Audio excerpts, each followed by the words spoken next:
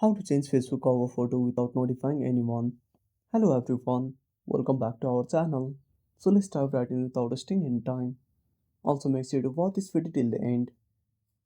Before starting the video, make sure to update Facebook to the latest version. Then open up Facebook on a device.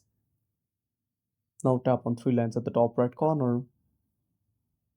Now tap on the profile name. Now under your cover photo, simply tap on the camera icon. Now select upload photo or choose cover photo.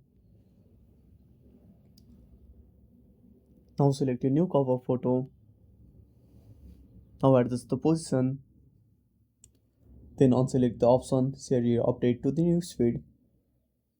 Now click on Save at the top right corner. And that's it. Thanks for watching. Make sure to subscribe our channel and hit the bell icon. See you in the next video.